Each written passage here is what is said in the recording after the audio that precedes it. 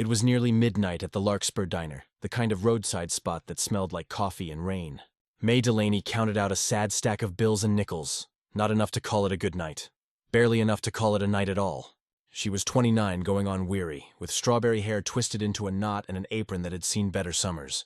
Outside, sleet slapped the windows like it had a grudge. Then came the banging. 3 sharp knocks that turned her bones to glass. On the other side of the door, 10 shadows in leather, helmets under arms soaked to the skin. Motorcycles crouched in the lot, hulking and bright under the street lamp. Every sensible thing inside Mae shouted, "Lock it!" Point to the closed sign. Pretend you didn't hear. But one of the men was shivering so hard his teeth chattered. Another leaned heavy on a friend. They weren't prowling. They were pleading. She unlatched the deadbolt. "We know you're closed," said the one in front. Tall, grizzled beard. The kind of eyes that had learned patience the hard way. His jacket patch read Road Falcons MC. A smaller patch, President. "Storm cut us off down the highway. 4 places told us to keep moving. We'll pay. We just need warmth." Mae stepped back. "Inside. Now. You're turning my floor into a river either way." They blinked at her, like she'd spoken in riddles. Then they came in carefully, as if afraid the chance might evaporate. Water puddled on tile. Shoulders dropped. People breathed again. "I'm Hector," said the bearded one. "This is Doc. That's Kyle." Names rolled around the booths like marbles. They were older and younger, black and brown and pale, polite in the way people are when they don't expect kindness. Mae filled mugs with coffee so hot it steamed up her glasses, then hustled to the kitchen. Eggs, bacon, toast. She could do that in her sleep. The smell cut through the weather and threw something tight in her chest. "How much for the coffee?" Hector asked. "Tonight," Mae said. "Coffee's what people owe each other." "The food you can pay for," Doc's mouth twitched. "You're trying to get yourself sainthood." "I'm trying not to have you all freeze at my counter." They ate. They thawed. They told her a brother of theirs had passed away, and they were riding east for the memorial. Mae said she was sorry because there wasn't a better thing to say. She learned Hector's laugh was soft, and Kyle's jokes were worse than the coffee. And she learned how quickly a room can turn from strangers to something like family. When the storm finally unclenched, the men paid for their food and tipped like the morning would never run out of sunlight. Before leaving, Hector handed Mae a battered card with a phone number and a hawk's wing inked on it. "You ever need anything," he said, "call, day or night, and check your phone when you wake up." Mae frowned. "Why?" Hector only grinned. "You'll see." She didn't sleep long. Her phone sounded like a hive, messages from people she didn't know, photos she hadn't taken. There she was in one of them, hair messy, eyes kind of wrecked, pouring coffee with a tired smile. Posted to forums and feeds Mae had never visited. The caption: "This woman opened her door when everyone else locked theirs. Remember her face. Remember this place." By late morning, the Larkspur's gravel lot looked like a festival. Cars, pickup trucks, motorcycles lined up like a parade. The neon sign, dead for months, glowed as if someone had whispered it back to life. Hector's crew was there again, less storm-battered, more deliberate.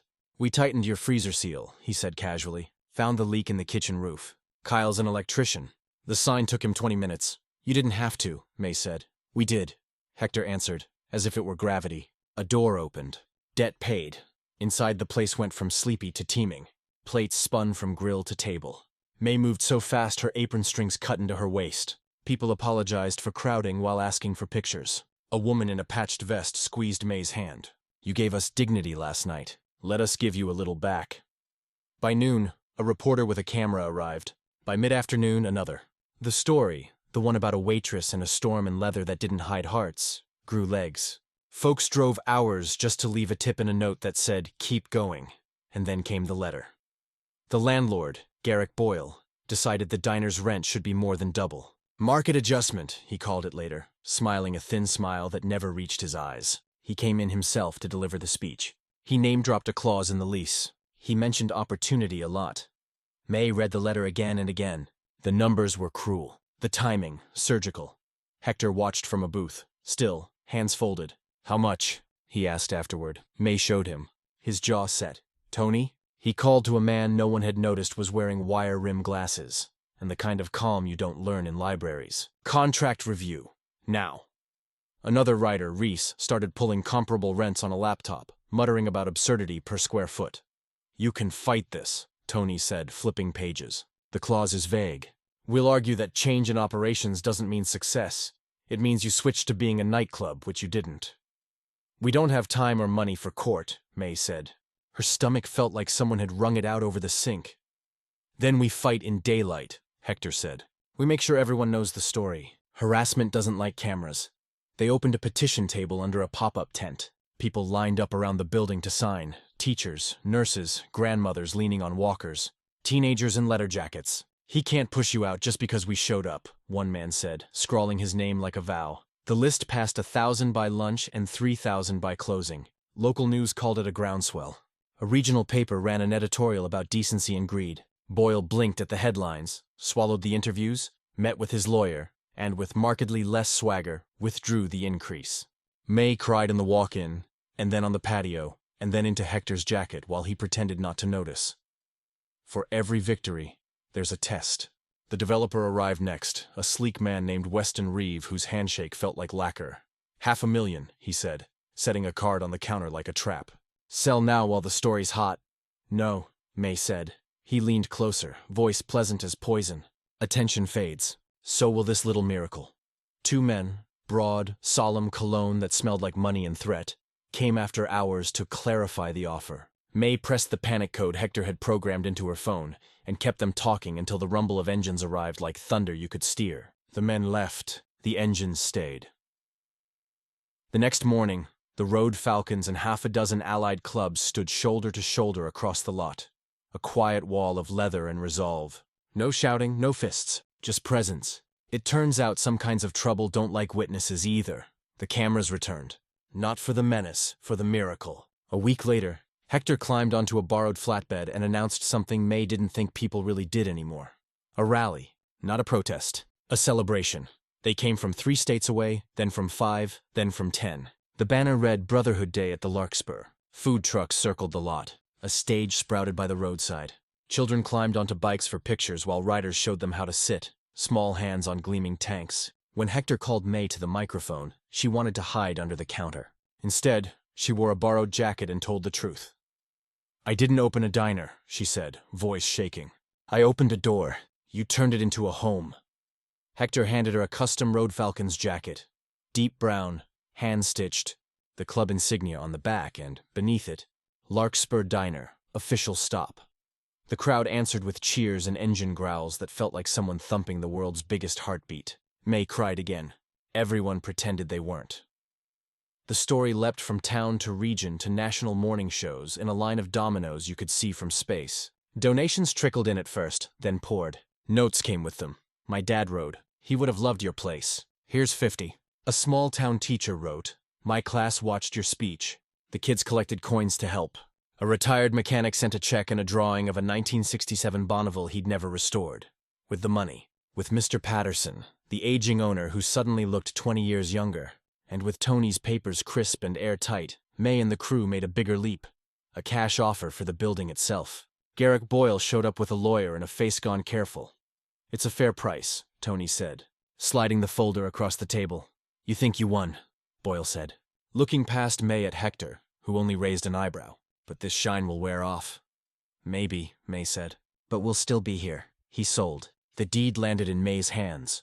Her name spelled right and everything. There are pieces of paper that change what a life weighs. That was one of them. Renovations began the next morning. Not with contractors, but with convoys. Carpenters, electricians, HVAC magicians. People whose day jobs were trucks and roofs and beams, who'd traded vests for tool belts. They saved the soul of the place.